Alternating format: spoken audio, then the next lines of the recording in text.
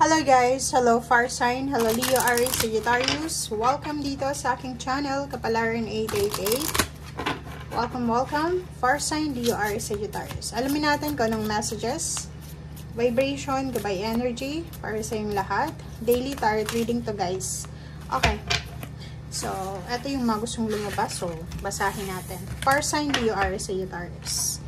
Number 22, Moon. Number 34, Strangers. Roots and art. Okay. Kung makikita mo dito sa roots, ito yung parang root chakra. 'Di ba? Yung foundation mo. Sinasabi ng Barasir dito for Sign Leo or Sagittarius na it's reminders para sa iyo. Reminder to para sa iyo. Masyado ka na bang nakakalimot sa iyong pamilya, sa iyong pinagdaanan, sa iyong pinanggalingan? Kasi atong barahang ito is parang sinasabi na sa sobrang focus mo sa sarili mo, sa sobrang focus mo sa ambition mo sa buhay, yung parang ganon, masyado mong mahal siguro yung sarili mo. Parang ganon. Yun na, yung sobra-sobra yung pagmamahal mo, na nakakalimutan mo na, like for example, yung magulang mo, pamilya, kapatid, or pwedeng yung mga tao sa paligid mo na siguro kailangan mo din pansinin, 'di ba? Yung focus mo lang kasi is nasa iyo, or pwedeng sa anak mo, sa asawa mo, or sa kung kanino man ito na importante lang sa iyo. Okay? Sabi ng baraha, bumalik ka. Balikan mo yung pinanggalingan mo kasi may kasabihan tayo, walang makakarating sa kanyang pupuntahan kung hindi siya lilingon sa kanyang pinanggalingan, 'di ba? So eto siya. Kailangan mo ng balanse sa yung pinanggalingan. Number 34-7, nakikita ko siya dito, Fire Sign Leo, Aries, Sagittarius. Posibleng meron ditong relationship na mabubuo from sa hindi mo kakilala. 'Di ba? Like, kung nasaan ka man sa araw na ito, posibleng may magkagusto sa'yo, or pwedeng merong makapansin sa aura mo, or pwedeng sinasabi ng Barasir dito na 34 kasi siya, posibleng may nangailangan or may mangangailangan ng tulong mo, or ikaw may mangangailangan ka ng tulong, and yung hindi mo kilala, yun parang nakasabayan mo lang sa jeepney, sa station, bus station, sa aeroplano, or kung saan pa man, ay pwedeng makatulong sa'yo. Okay? Nakikita ko rin sa'yo dito ang dami-dami mong unrealistic na goals. Diba? Kung makikita mo dito, 22 balance, pero moon siya, and 5 heart.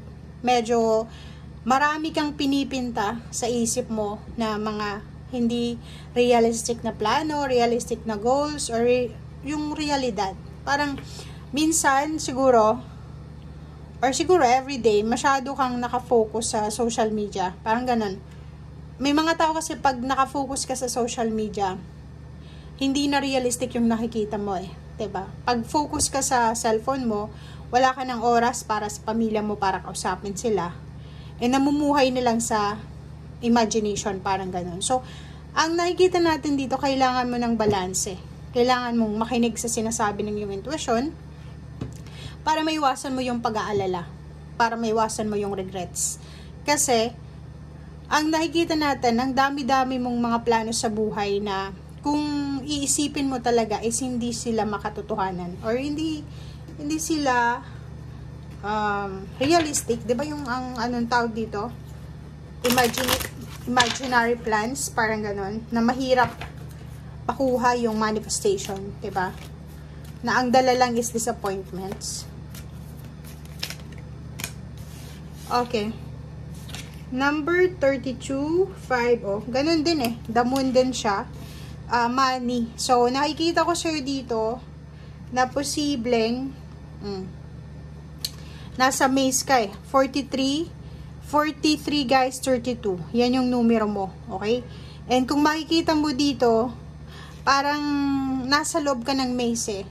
Sa usaping pera, relationship, or sa kung ano pa man, financial and emotional. Hindi mo alam kung saan ka papunta. 'Di ba? Yung parang hahanapin mo pa eh. Parang naguguluhan ka, or may target ka, 'di ba? May target ka, meron kang goals, pero sa ngayon, sa araw na ito, hindi ka pa sigurado eh. Hindi mo pa alam kung saan ka papunta. Hindi mo pa alam kung yung goals mo na yan is makukuha mo siya. So, kailangan mong gumising dyan sa mga unrealistic goals mo. Dalawa yung damo natin 55. Eto 5 din to eh. Kasi 22 kailangan ng balanse.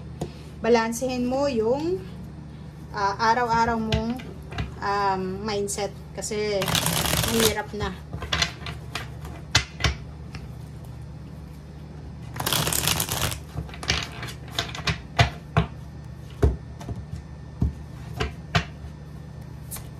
Okay, first card sa third deck natin is 9 of Cups.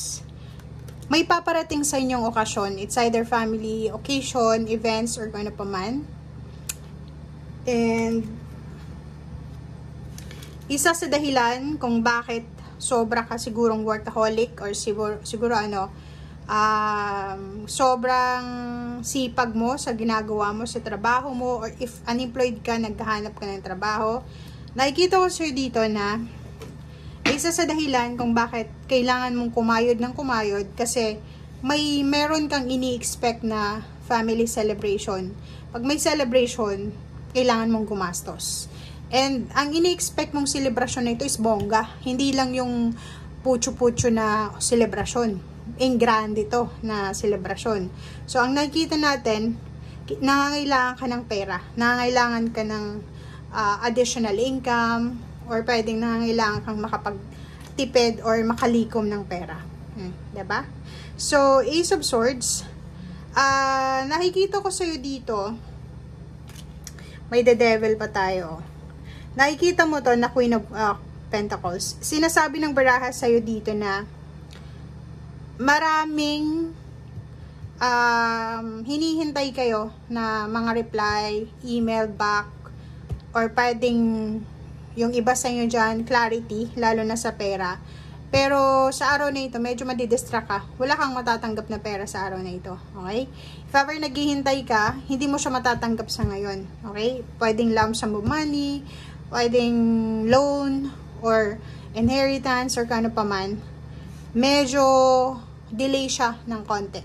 Okay? Delay siya ng konti. So, kailangan mo munang maghintay.